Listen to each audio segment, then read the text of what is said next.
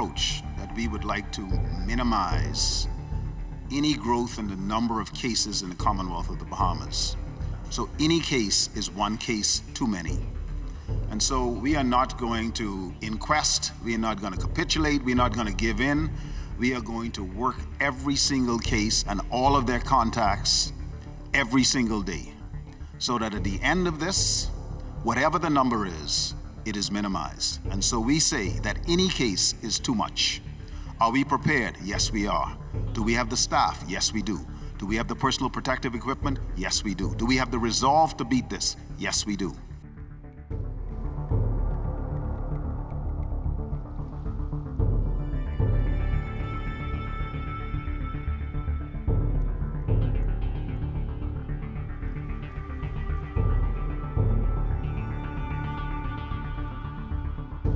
A surge in COVID-19 cases leading to a heavier focus on prevention. Good morning, everyone. I'm Occupational, and this is your morning edition. And just like that, the Bahamas picked up another 4 COVID-19 cases, pushing the total as of 5 p.m. Thursday evening to 9.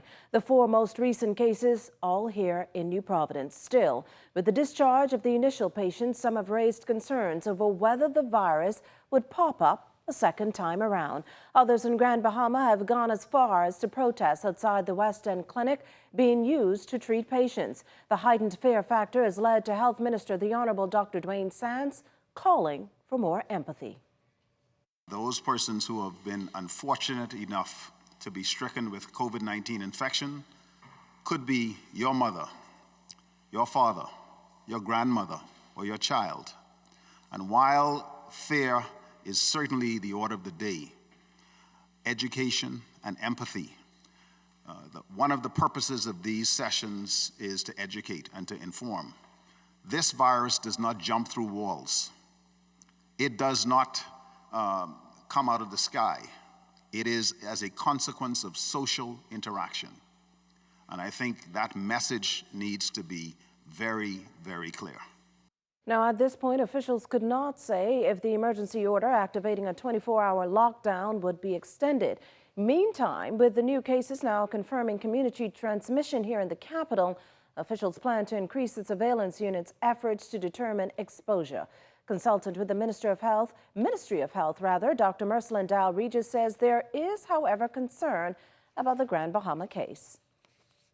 We don't have a full count, but the majority, we are told that the majority of the contacts identified have been identified.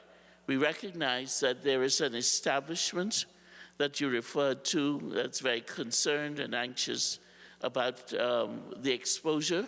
We know, we can anticipate that at least on an average, if you have 4 cases, the minimum would be 200 contacts. So given the capacity issues, we have included in the contact tracing temperature monitoring. And we've also included in the contact tracing referrals to a very senior medical team who would monitor the health condition of the contacts. Over in the United States, the number of COVID cases now exceed that of China, where it all began. There are just over 85,000 cases in the U.S. In the midst of growing concern in what's now considered the epicenter of the virus are Bahamians at the Foreign Office, students and others residing in the Big Apple. However, Consul General Larry Cartwright assures that all remains well with Bahamians there. New York is quite obvious the hotspot and epicenter of COVID-19 in the Americas. And by all accounts, we will be under the gun for quite a while. So the cry is continuous.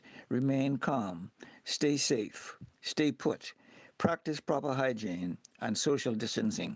The Bahamian diaspora are asked to visit our website and Facebook page for updates or to call with questions and concerns. The Bahamian American Association has been helpful in liaising with their members regarding the situation. Mr. Cartwright says his office remains the focal point for Bahamians in New York. He provides an assessment of students there. Fortunate for us, The crunch time came during spring break when most of our Bahamian students were out of the state and their colleges were closed. However, the few who were still around and contacted us were advised to follow state advisories and let us know of any situations that may arise. So far, there have been no emergencies. We were notified by one student who wanted to return home, and we are working on trying to get him out as quickly as possible. By remaining united in purpose and in goal, we shall overcome COVID-19. We are in this together, and we must come out 242 strong. In the U.S. capital, Washington, D.C., Bahamians are following public health and safety methods as outlined for COVID-19 globally. Ambassador His Excellency Sidney Colley says the staff are teleworking and remain in contact with Bahamians in the surrounding district. Some nationals and residents are seeking to come home while others have opted to stay here. Many borders globally have closed, so it is not possible for nationals and residents to come home. We strongly advise them to remain where they are, to shelter in place, and to comply with all health and safety measures. Messages from the government are shared regularly with members of the diaspora so that they can remain informed about what is happening here and what is happening at home. We are using the opportunity to update the list of nationals abroad, since many who have not previously registered are now coming forward. Despite not being in the Bahamas, we have done all that we can to help the government of the Bahamas in its efforts. Over the past weeks, even before the declaration of COVID-19 as a pandemic, the office here in the district has been working closely with the Ministries of Foreign Affairs, Ministries of Health, and other officials in the capital to help stem the spread of the disease. The ambassador is also urging Bahamians in the U.S. capital to continue to abide by the state regulations to help curb COVID-19. My message to the public, same as my other Bahamian colleagues in various jurisdictions, and including the consulate here in D.C., is to stay safe, stay put, be smart, and adhere to social distancing protocols and national, federal, state, and city orders. Stay informed about what is happening at home in the Bahamas and in your local communities. If we remain united in purpose and in goal, we can beat COVID-19. Coming up, how to manage your finances amidst COVID-19. This is the Morning Edition.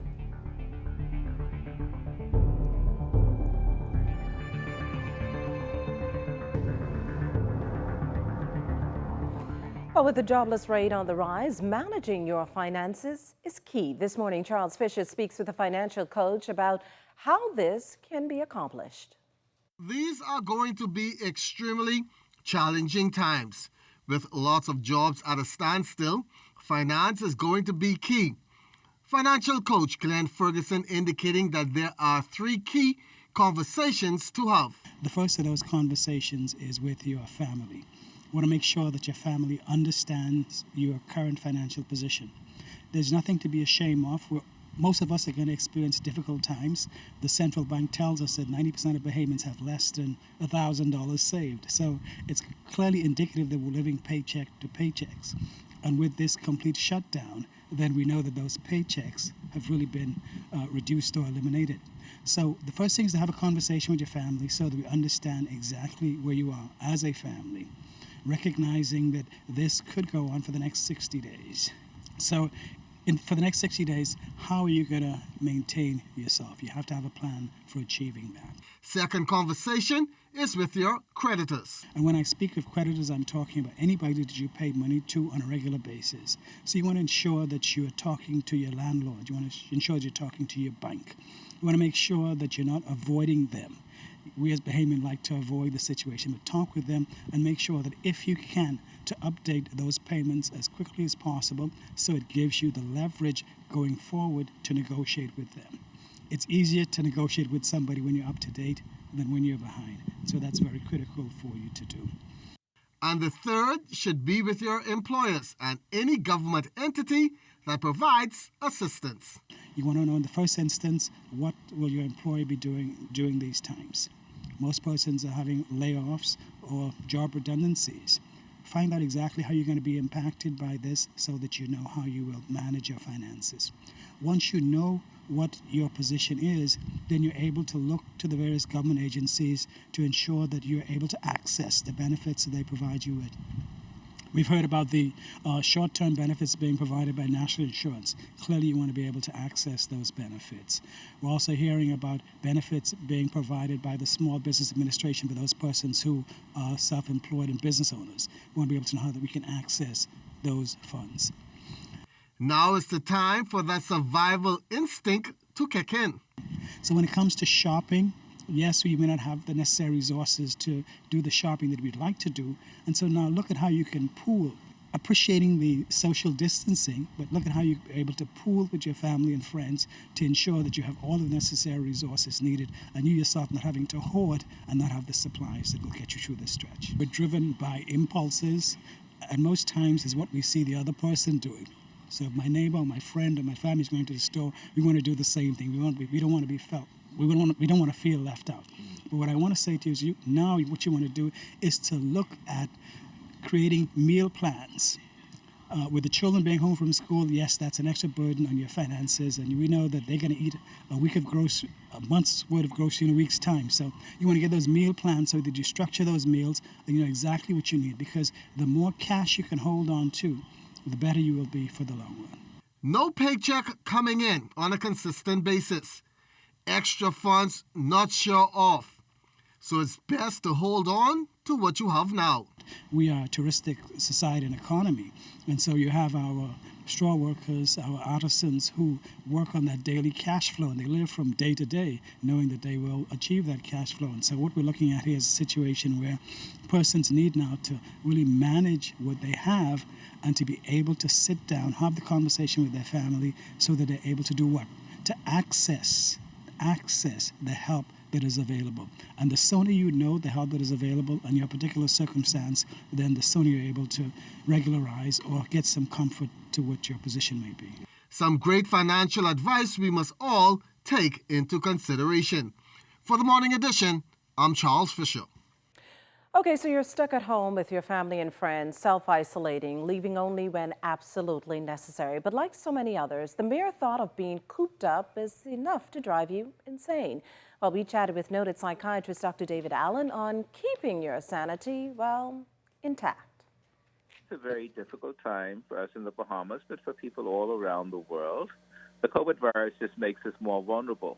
It's that vulnerability that has led to a whole lot of focus being placed on one's physical health in fighting off COVID-19. Wash your hands, they say, cough and sneeze in a tissue, and social distancing is a must. A common-sense approach to staving off a potentially deadly disease. But what about one's mental health? That is, keeping a grasp on the depression that's likely to creep in during such times. When something new enhances or affects our vulnerability, we get more open to fear. So if you have a rectangle in the center called vulnerability, fear is always going left. So when we're vulnerable and something bad happens, like a virus comes, we tend to move toward fear. The problem with fear is that it doesn't just stay one size. It keeps expanding. So fear eventually goes to anger, and anger sometimes goes to panic. And once panic comes, the sad thing about panic is it leads to paralysis. When paralysis comes, it leads to hopelessness and more fear. And according to Dr. Allen, key to reducing that fear factor is something he calls contemplative mindfulness, which he says really works. First of all, you use the word stop. Stop. S is for stop. If you're too busy to stop, you're too busy. Wherever you are at home, or if you have to be at work, if you're a healthcare worker, stop. Take a minute or so, just stop. And the next thing, T, take breaths. Now, taking breaths means you have to breathe in deeply and hold to the count of 4. So you breathe in and count to the 4, 1, 2, 3, 4, and then out. You do that 6 times, and you'll find that your body is relaxed.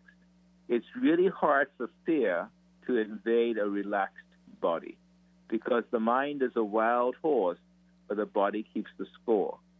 So taking breath means you breathe in, hold the count of 4, and then breathe out.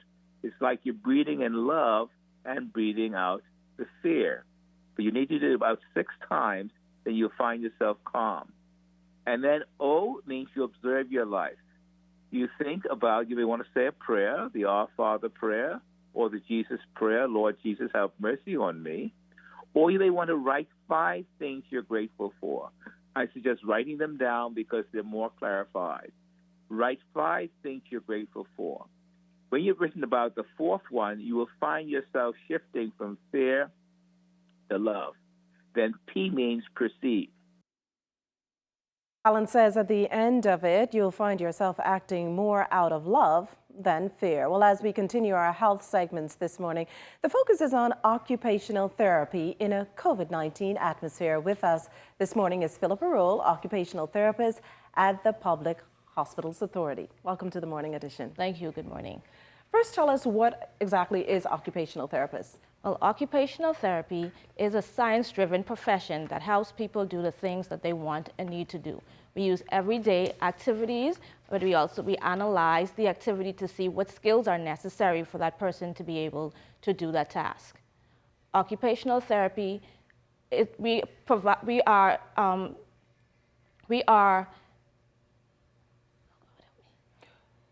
occupational therapy is we want to promote, we want to prevent illnesses or injury. We also modify persons' environment so that they're able to do the things that they want and need to do.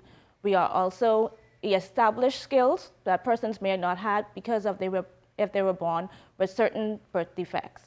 What recommendations would you give to those with special needs, caregivers of those with special needs during COVID-19? So firstly, we want to ensure that communication is had. Oftentimes, persons with disabilities, they are left in the background, but they do have a level of understanding and we need to meet them where they are. For instance, for children with autism, they may not understand why they're out of their regular routines. So one thing that I would suggest is parents use something as a social story, and social stories are short stories that are personalized based on specific situations or specific tasks. And that would help them to understand a little bit more about what they're going through. Now, share with us some advice during this uncertain time.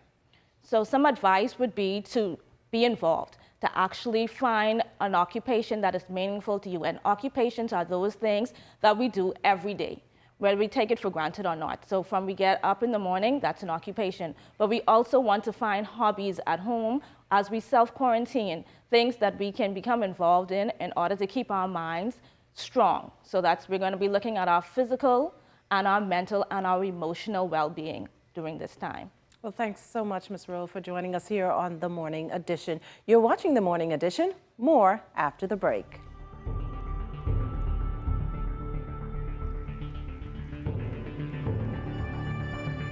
Welcome back to The Morning Edition. Well, as we've been reporting, Grand Bahama accounts for 1 COVID-19 case, but health officials on that island are busy tracking any potential cases. Joining us live this morning is Atalia Hall from our Northern Service.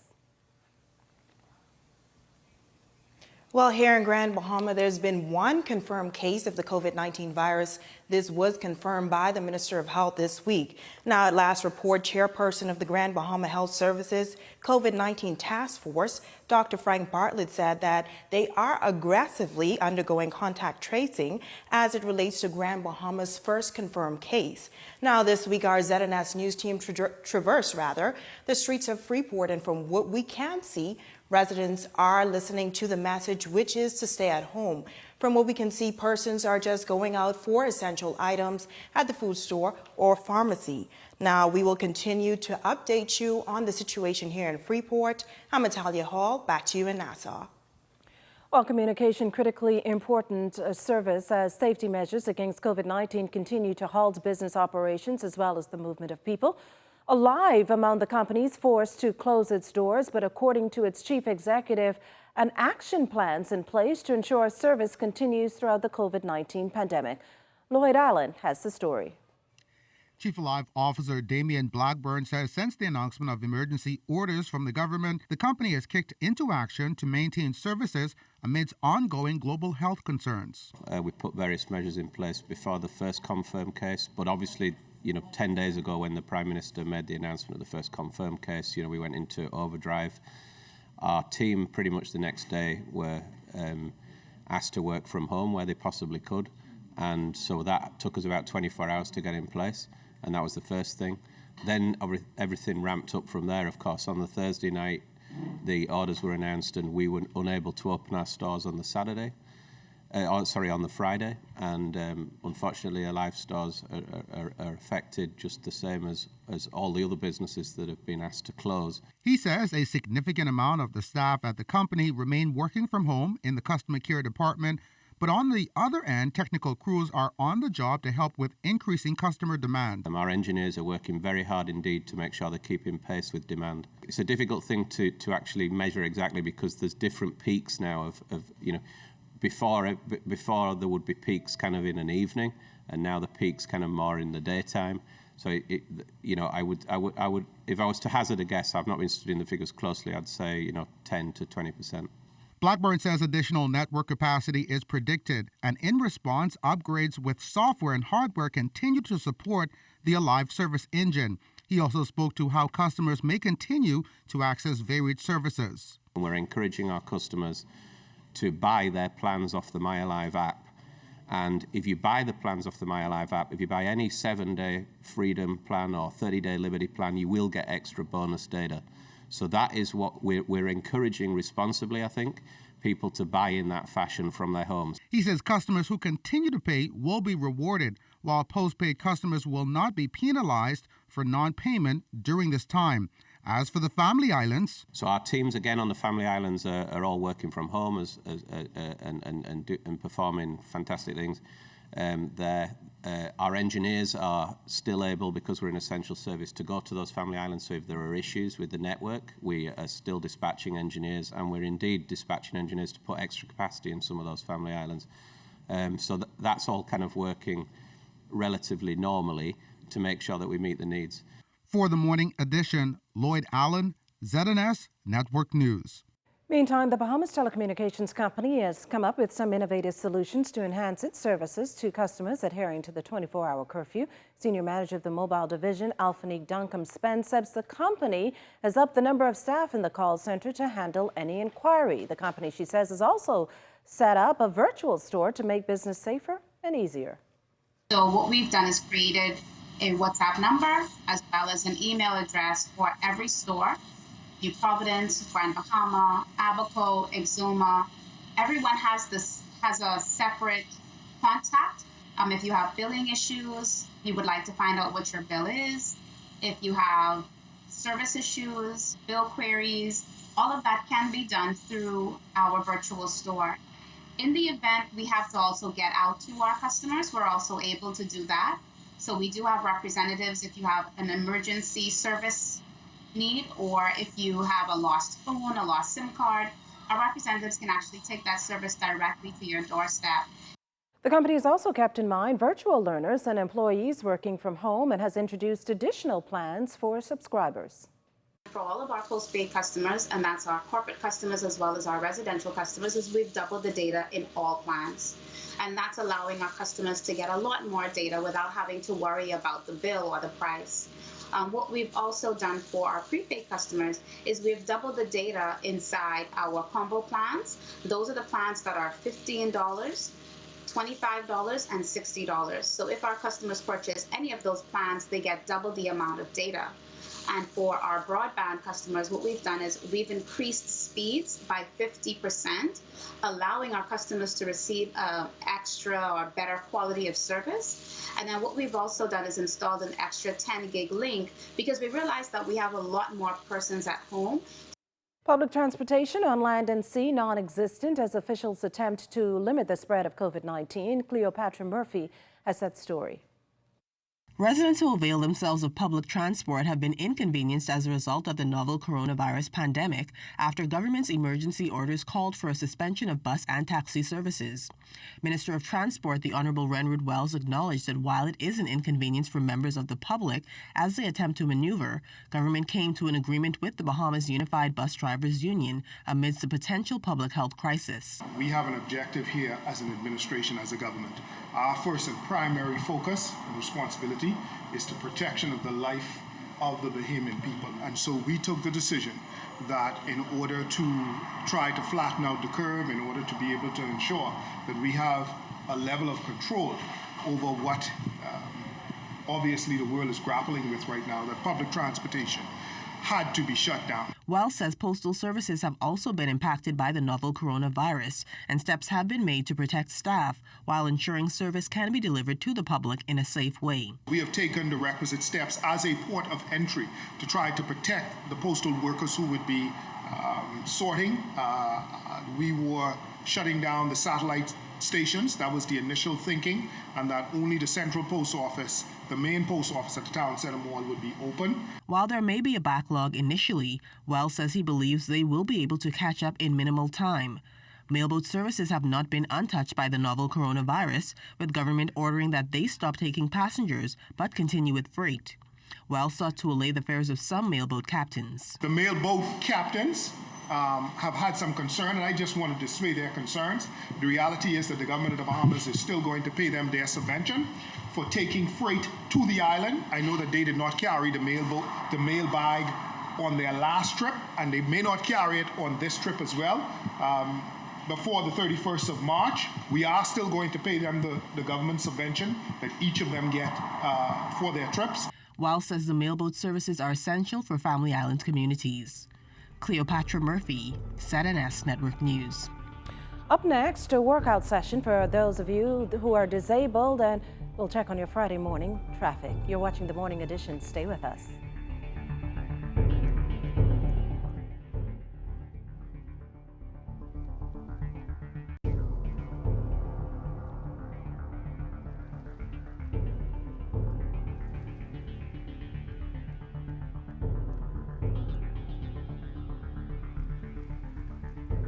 Well, it's now time for your morning traffic, and for that, we take it out to Lloyd Allen.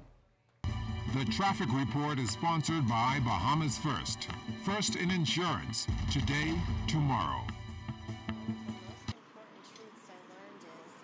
What you're looking at is a drone shot in the area of East Street and Soldier Road. Good morning, Occupational, and good morning, Bahamas. We're giving you your first look at traffic. This one not coming in from Navy Line Road. Just want to apologize for that area yesterday. However, this is coming in from East Street and Soldier Road. As I said, this is near the Scotiabank and several service stations. Of course, this morning already we've noticed a number of persons on the road.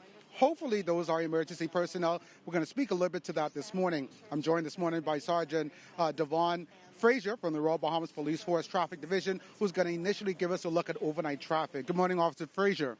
Morning to you. Morning, Bahamas.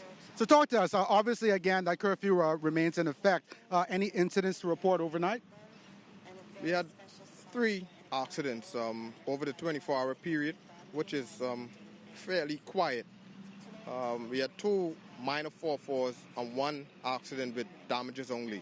All right, so educate us. What are those 4-4s again? Oh, the accidents with injuries. Accidents with injuries. All right, thank you so much. Now, this morning, we're going to talk a bit about an update coming in from the government. This one is an amendment to emergency protocol. It reads, according to subparagraph 1D of Order 7 of the Emergency Protocol COVID-19, Order 2020 is amended by the insertion immediately after the word 9 p.m. of the words providing that the exercise is conducted in one's yard or one's immediate neighborhood, and no person shall drive to any place to exercise. Now, we're going to talk a little bit about those persons who have been driving from their communities to various locations to exercise. This speaks to that. Well, once we go into the area of, say, for instance, Bailey Park, persons were exercising. And when we speak to them, they said the regulation states that they can do exercises. So it was amended for clarity. Here it is. You must exercise within your yard or within your neighborhood. You must not drive just to exercise. Driving is only for essential purposes, emergency purposes, and you must dial 311 to get clearance. Obviously, we've been talking about updates throughout the entire week. Again, talk to us about how your efforts, Royal Bahamas Police Force, when it comes to the motoring public, how that's been coming along with really trying to maintain order and ensure that persons recognize that emergency order of the ongoing 24-hour curfew. Well, if you notice, cars are still driving. What they're doing, they're using excuses to say that they're going to the food store or the bank or the gas station. But I want them to know we've heard all these excuses before. So any shaky response now that you give, that you don't have a reason or clearance to be on the streets, we will have to take you into custody and you will have to explain it to the magistrate. Wow. And of course, already several persons have been taken in. I read somewhere that a number of persons were arrested in Freeport, Grand Bahama, varied levels of fines and or jail time. Talk to us about what the trend has been. Well, like I said, the trend has been persons are coming on the streets, some even going as far as using their uniform just to joyride. But if you sometime when you look in the vehicle, you can simply see these persons are not going to and from work. So here it is. We will be enforcing the law, and you will feel the wrath. Well, a good update there. Of course, Makushla, it's a great day. Yes, we're under curfew. Yes, we're in the pandemic of COVID-19, but that does not mean that we still can't relax ourselves. Just one bit of advice: meditate, pray, have some games with your family, but definitely continue to use this opportunity to improve your connection with those immediately in your homes. Abide by those orders coming in from the government as we approach this issue of COVID-19 and the pandemic. But of course, reporting back to you and Mr. Charles Fisher back there in studio. Some great advice there, Lloyd. And right about now, anything will help lighten the mood in such times. Here's how some Bahamians are making the best of, well, a not so ideal situation.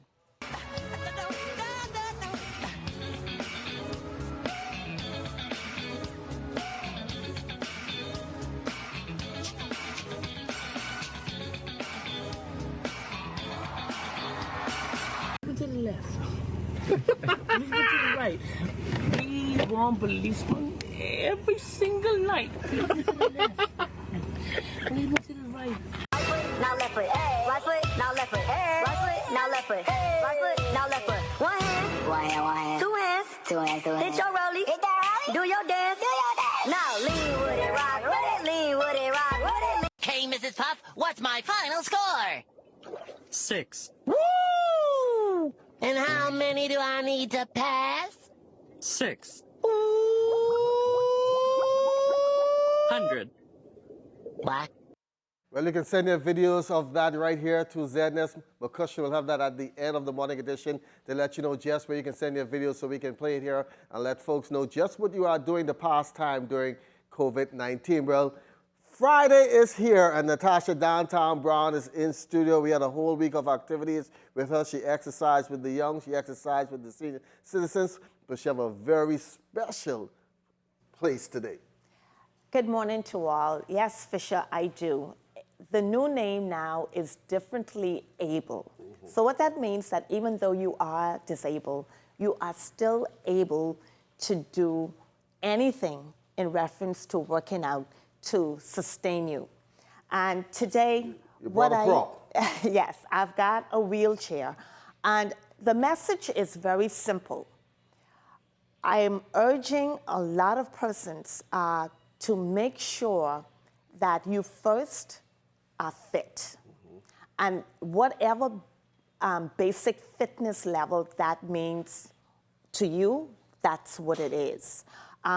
Before you can do anything else, manually, I recommend that you can handle yourself.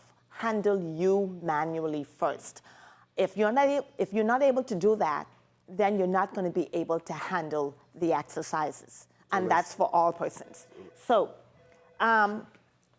persons that are wheelchair users, I will recommend that you can use the handles here and you can sit up. And you can sit down, and this will actually work your upper body, keeping your body nice and tall and coming all the way back down. Now, in the event you don't have all of that upper body strength, you can still come midway and take it back down and eventually work to get stronger. If you're able to get out of the chair and come down, place your elbows neatly into the seated part of the chair where you're able to raise all the way up and then come back down to the knees. Let me just demonstrate that one more time. Make sure that you are comfortable on your elbows where you're able to push up off the knees and then allow yourself to come all the way back down without collapsing on your knees. Let me speak to persons that are blind or have low vision or visually impaired. Your success will lie totally on the persons that are going to be working with you as your assistant. If they are not physically fit, they are not going to be able to carry you in the workout, especially if they are weaker than you are. They will either get tired and force you to abort your workout session.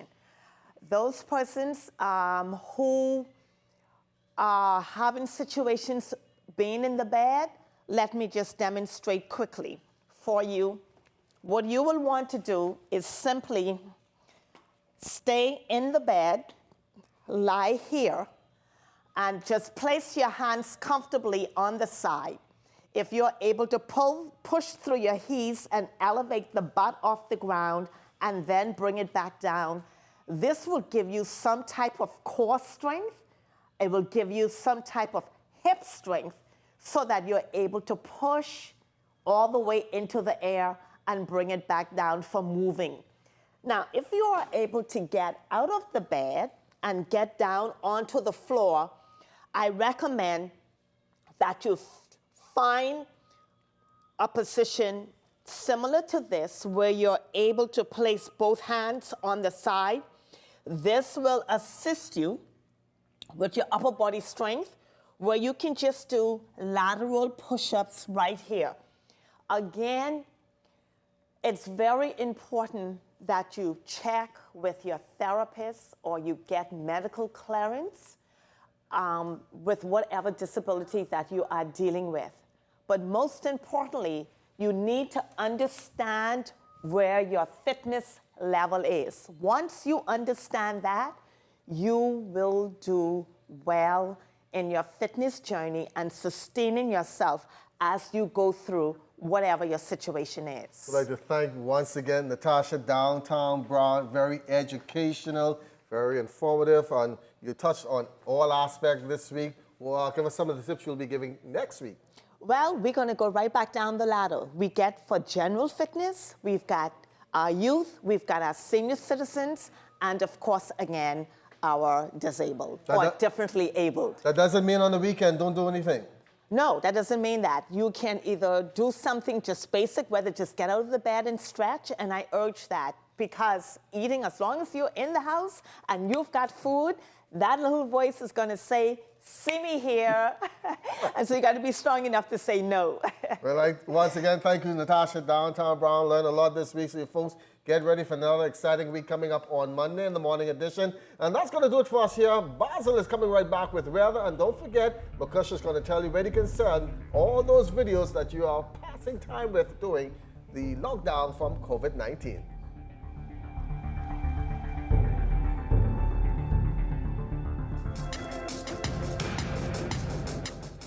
Well, it's time for our morning forecast, and we are currently under partly sunny skies. The temperature is 73 degrees, relative humidity at 77%. The winds are out of the east at 6 miles per hour. Your barometric pressure 1,016.0 millibars. That's 30.02 inches, and it is rising. Temperatures around the islands are this morning in Green Toll Key, 68, Marsh Harbor at 72. Picking up 68 in Freeport, Grand Bahama to Berry Islands at 75, Alisal, Bimini, 72 degrees. 74 in Harbor Island, Rock Island, Eleuthera Central 74 as well. Otterstown, Cat Island 75, Staniel Key, Kemps Bay, South Andrews at 75, and Fresh Creek, Central Andrews, they have a temperature of 73 degrees. In San Salvador and Rim Key, 75 degrees, 75 in Ragged Island, Clarenstown, Long Island, Crooked Island, Betsy Bay, Acklands as well. Matchitown, Inagua 74, and the Turks and Caicos Islands at 76 degrees. And if there are still some outbound flights this morning, we'll hear some high and low temperatures you're likely to find at some of your selected cities. When I was but a young boy, Mama used to say, learn all you can, boy, prepare for rainy day. Please stay in school, boy, hear what the teachers say. This poem from the Royal Reader will help you on your way. If you drive the nail right, boy, hit it on the head. And that's going to do it for your travel forecast. Now for your boating forecast for today. For all areas, you can expect northeast-east winds, speeds at 10 to 15 knots. Wave height's not bad at all. They'll be around 2 to 4 feet over the ocean. High tide, 10:32 this morning. Low tide at 4:40 this afternoon. And now satellite picture showing that old weak frontal boundary with no precipitation associated with it is now over the southeast Bahamas near the Meg Warner area, and that will well be moving over the Turks and Caicos Islands later over today. We'll bring with it maybe some brief cloud cover, but you don't have to worry about any rainfall as well. Behind that high pressure will dominate our weather. We will have relatively light winds in the northwest Bahamas. However, winds will be picking up tomorrow over the central and southeastern islands, and they will be around 12 to 18 knots, so caution flags will go up for boaters in the central and southeastern islands, and that will hold right through the weekend. So if you're intending to do any kind of boating, the northwest Bahamas will be the place to do just that. Mostly sunny today with a high temperature of 84 degrees. Tonight, near clear skies again with a low temperature of 71 degrees. The extended weather forecast, lots of sunshine as we've been predicting all week long, right through the weekend into early next week. Those daytime temperatures remaining in the mid-80s and your nighttime temperatures in the low 70s. So there you have it for the next 7 days. Makishla. Well, thanks, Basil, and that ends our morning edition on this fabulous Friday. But before leaving, we invite you to join the Daryl Miller Show at 10:30 this morning when the Director of the National Insurance Board, Nicola Virgil, and Chief Manager Pandora Butler will explain NIB benefits and some of the government's financial assistance in connection with COVID-19.